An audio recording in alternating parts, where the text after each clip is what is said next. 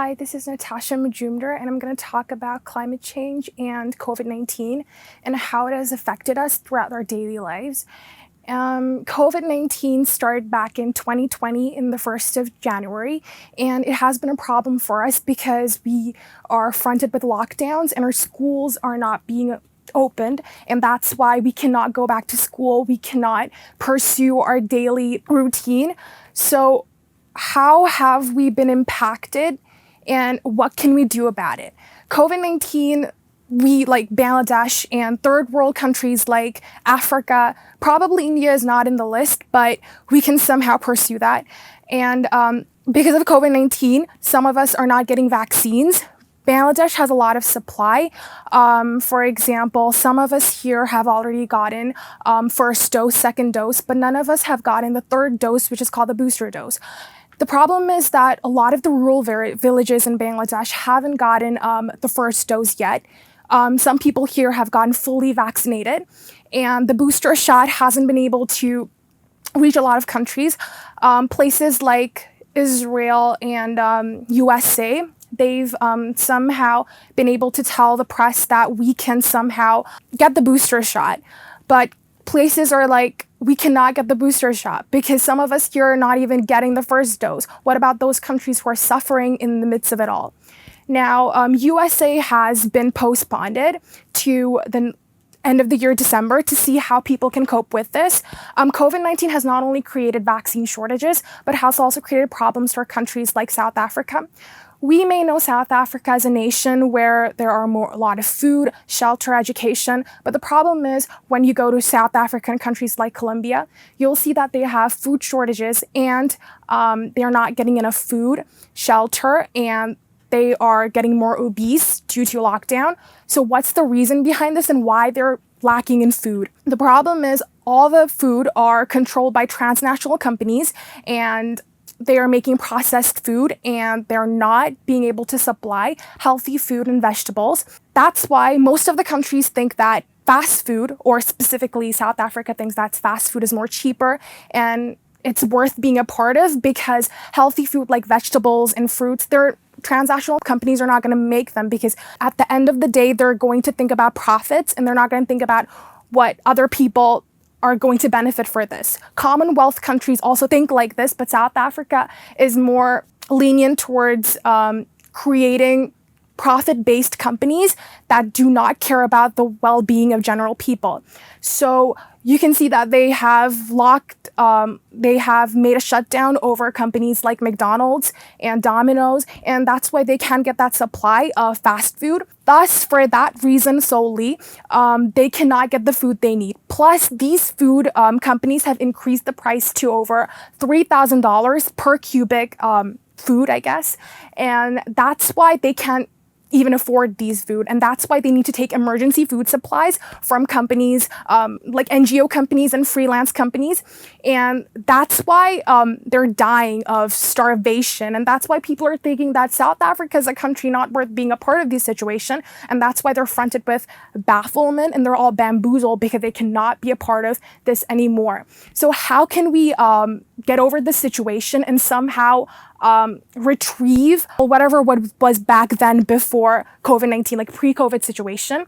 So companies are suggesting that transnational companies should stop holding over or taking control of food, because since they're taking control of the whole food, they're creating a monopoly, which is not exactly great because since they're profit-based, they will not take care or they will not care about countries and their general well-being and humanitarian needs.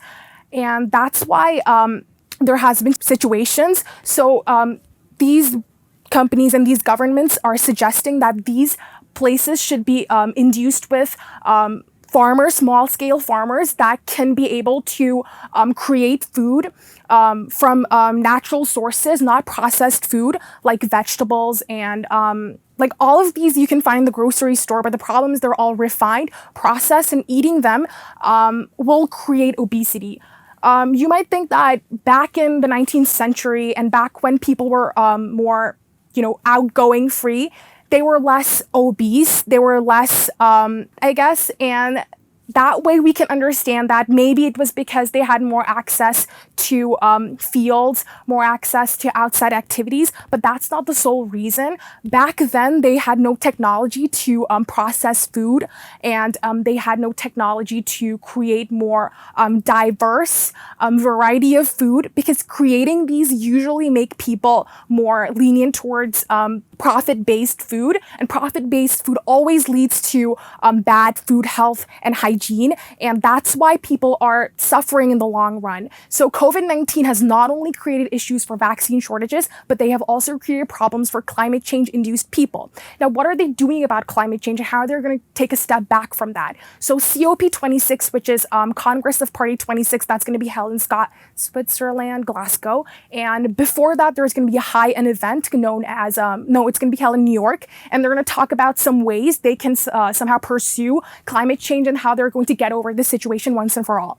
The thing is that they have made a promise to other countries that we're going to somehow supply $100 billion a year, which like after 2025, there's going to be $500 billion. But that's a loan. Now, they said they will promise $100 billion, but the problem is they've never been able to take that promise in hand. And that's why it will create a debt.